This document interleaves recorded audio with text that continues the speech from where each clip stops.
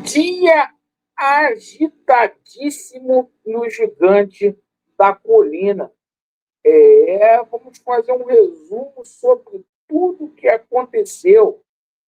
Peço a você, para você colocar muito atenção, você que ainda não é inscrito aqui no nosso canal, por favor, se inscreva, porque aqui é sem maquiagem e é sem sacanagem. Pessoal, a gente vai falar muito aqui sobre essa situação do Léo Jardim. A Rádio Tupi trouxe uma informação de última hora que o Vasco pode chegar a um acordo com o Léo Jardim, uma reviravolta, onde muitos aí davam como certo a situação da saída do Léo Jardim. A gente vai falar muito aqui sobre a situação do diretor executivo de futebol do Vasco da Gama, certo? Como as coisas estão caminhando para o diretor executivo ser apresentado. O Vasco que está firme e forte aí na janela, com muita dificuldade, sim, mas mapeando o mercado, buscando contratações aí. E vamos falar também sobre a situação envolvendo a 777, porque as ações pertencentes a 777 Partners, aqueles 31%, tá, vão a leilão amanhã. E quem será que vai dar o maior lance no dia de amanhã? Será que o Magnax vai fazer algum lance e vai comprar a Vasco SAF, os 31% da 777? Bom, isso e muito mais aqui no nosso vídeo. Meus amigos, antes, não posso esquecer, que Deus abençoe a sua vida. Bom, vamos começar falando aqui sobre essa situação envolvendo o goleiro Léo Jardim, tá?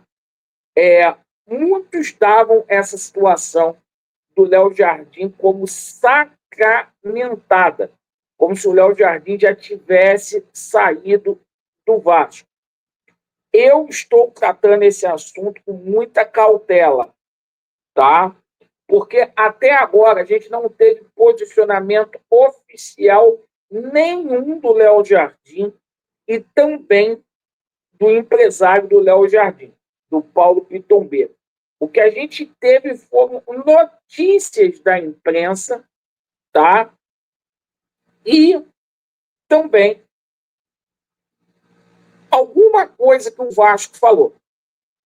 Mas vamos lembrar aqui a situação do Vegete lá atrás, porque disseram que o Vegete tinha pedido R$ 1 milhão, a diretoria estava com dificuldade para fechar com o Vegete, botaram o salário do Vegete em R$ 1 milhão e depois foi tudo desmentido. Então, estou com cautela nessa situação.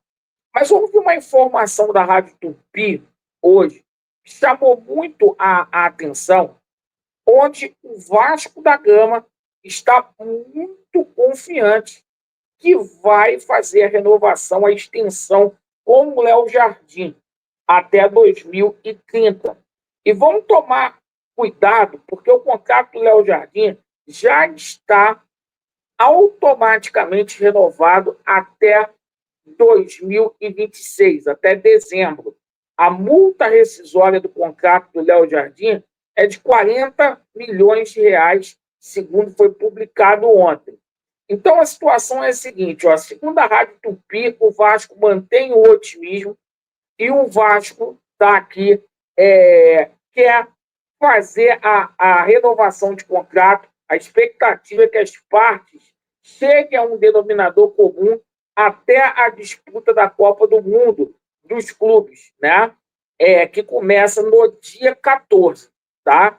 Então, segundo a Rádio Tupi, as coisas estão caminhando para um acordo com relação à situação envolvendo o Léo Jardim.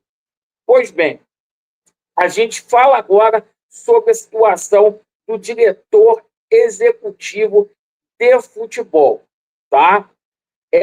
tudo indica que vai ser o Bruno Costa, tá? As negociações com o Bruno Costa, ex-Fortaleza, estão muito bem encaminhadas, tá?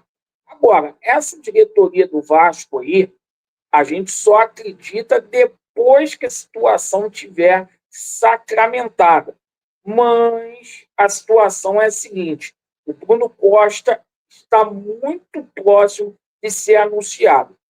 Gosto eu desse profissional. Acho um bom profissional, fez um belíssimo trabalho lá na equipe do Fortaleza, onde ele tinha um orçamento muito exprimido. E é muito melhor do que o Marcelo Santana, tá? Bom, o seguinte, falando aí sobre situação de reforços, tá? Hoje a gente tomou conhecimento, olha como é que são as coisas, que essa diretoria do Vasco aí abandonou as negociações com o Brian Rodrigues, que não fala com o cara há 2 meses. É a verdade prevalecendo.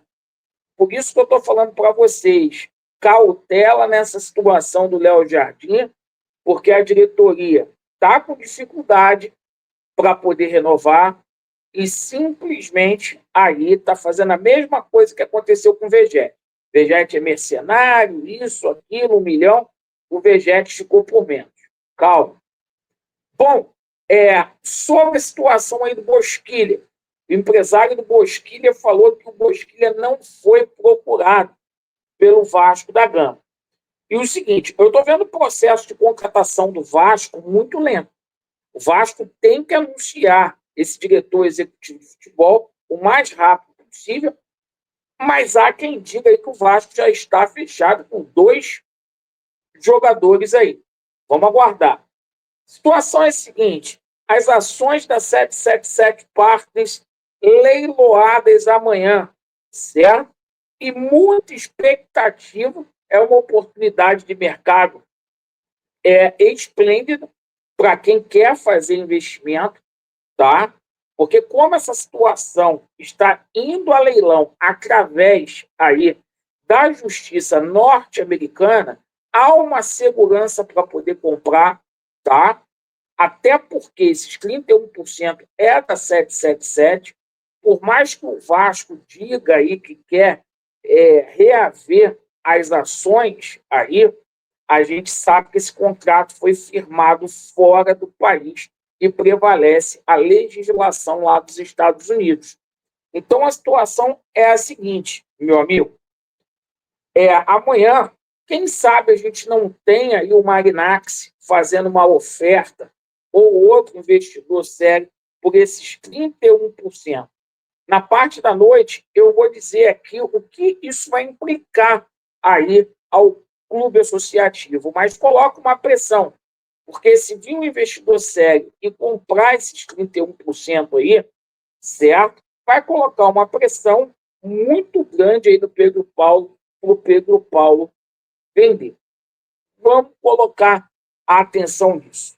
Bom, notícia que não deixa de ser boa.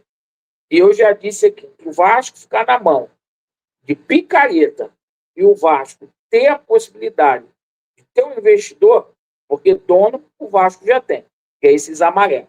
Eles não podem ser dono do Vasco. Perfeito?